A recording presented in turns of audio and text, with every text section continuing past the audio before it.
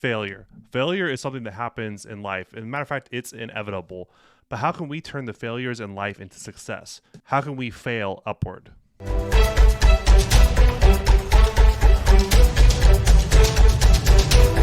Welcome to the Human Betterment Project, everyone. Today, I want to talk about failure, or more specifically, how we can turn failure into success. Recently, I had a huge opportunity come up when a recruiter from one of the largest technology companies in the United States contacted me and asked me to apply for a position and take the online assessment. I won't get into details about who the company is or anything about the testing or anything like that, but needless to say, I was thrilled at this opportunity because this is potentially a huge career advancement for me.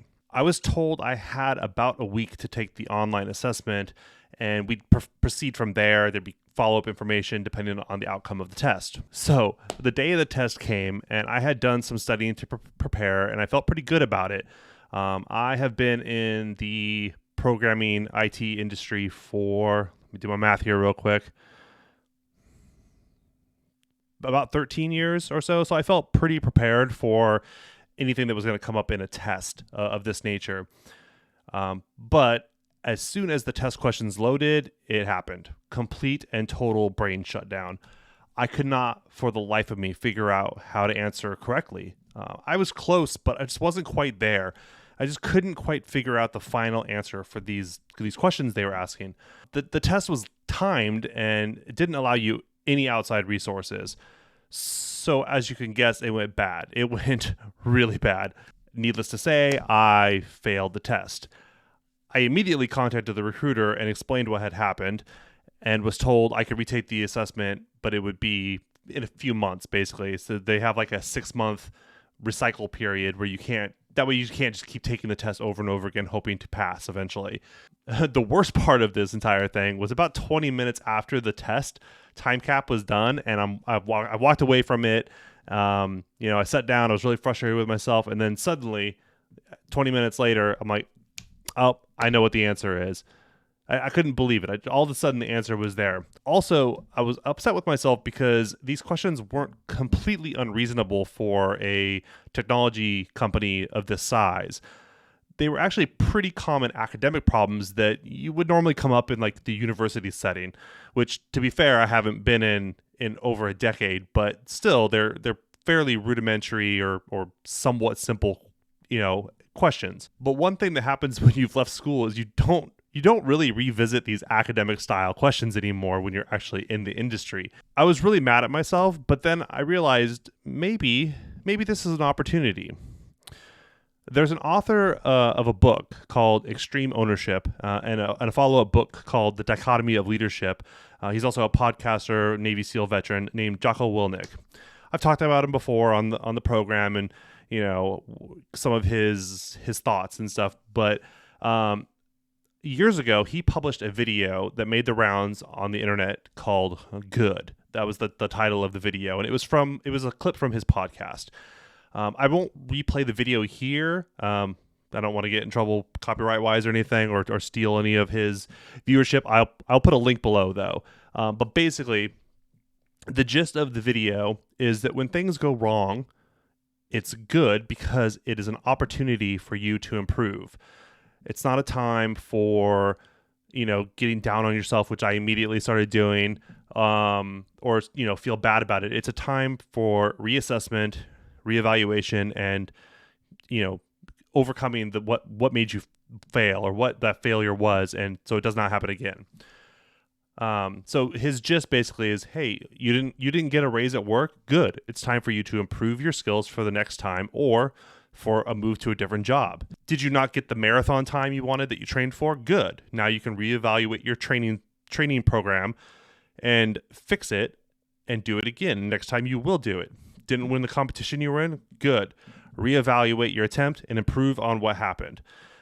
So you get the gist. It's an opportunity to do some introspection and think about where you can improve your habits, your systems, your thought patterns, so that next time when that same situation comes up, you can achieve your goal, you can succeed.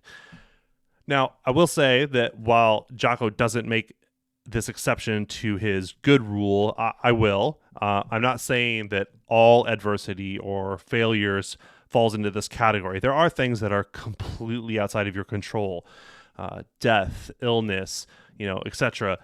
But while they may have, but even those might have a little bit of an opportunity for you to improve. But I wouldn't say that they are themselves good at all. Those are terrible, terrible situations, but there might be something you can pull out of there to improve upon yourself. So here I am, having failed this assessment test. So what should I do? Should I just wallow in my own failure? What would Jocko say about this? Good. Now I have more time to study and prepare for the retest in a few months, and I can really impress those recruiters. So this is exactly what I'm going to do. I found some training material and some study guides, and my goal is not only to pass the retest and create this opportunity, but to do so well that it's a guarantee that they're going to want to recruit me. That way the advantage is on my side, and I've succeeded at that goal. And I've been giving it some thought, and I think that this might be the proper mindset for improving oneself in the face of many different types of failure. What gain would I get if I just gave up? I'd have nothing to show for it except for my own wallowing in that failure and being upset about it. Or I can take this approach and use failures as a source of good and motivation to improve. And then that way I could become better in whatever the category is that failure occurred in. I can improve my physicality, improve mentally, improve my career, improve relationships. As long as I can identify the failure and learn to overcome it, then I have improved my resilience for when that scenario comes up again, or a similar scenario comes up. That way you won't fail in the same manner. And I just wanted to say this is how we can fail upward and kind of fall into success, hopefully, or it's the best opportunity to fall into success, because success doesn't just happen. It's it's something you have to work towards. But if you're constantly being held back by those failures and not improving on why it failed, then you are not going to be able to succeed. I've brought this up before as an example, and I'm just now thinking about this, is my original attempt to go to college was a massive failure. I just wasn't ready for the university. And I did very poorly. I think I was only there for like 2 quarters, and then I withdrew. I just was not in the proper mindset to ask for help when I needed to in the various subjects, like, in the classes and stuff that are in college, because it was definitely a step up even from community college that I had been in. But I had the time when I was ready to look at that failure. And that was, for me personally, that was a pretty big failure that I really regretted. Once I had time to stop and think about it, reevaluate what had gone wrong and what I could do to fix that, then I was ready to go back into that scenario and have the outcome be completely different. And it really was. When I did go back finally, I did very well in all my classes. I had the proper mindset to basically constantly be at the professor's door asking questions on office, during office hours and stuff. Like, this time I was not going to fail. I was not going to give up this time. And I was able to succeed faster than I even anticipated the second time around. And it was just a much more pleasant and fulfilling experience than the first time. And there's lots of things like that come up in our lives where we will have some sort of failure, career-wise, education-wise, even like personal things. Like, let's say you have a weight loss goal or something and you miss it. Well, okay, time to reevaluate your, that month of activities that you did and diet you had to lose weight. Why did it fail? And you could kind of like figure that out and then reattempt the next month. And it's always a chance to improve, our outcomes, and that could really lead to success. And in a way, that's kind of like failing upward. It sounds weird that you would fail and be able to go higher on your success ladder, but that is the way it works. Otherwise, and unless it's just pure luck where everything falls into your favor, you're going to have to take these difficulties and these failures in life and mold them into tools for you to use to succeed. And that's a mindset that I struggle with, and I'm sure many people struggle with, but I'm really trying to change that internal doubt and mindset into one that can see my failures and turn them into successes.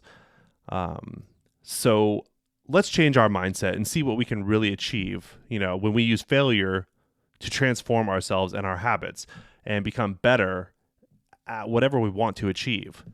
The only difference between people that succeed in life and people that fail is really the person that succeed got up from failure, from that fall, one more time than the person that failed. So I'll see you guys next time, and I hope you guys have a great time.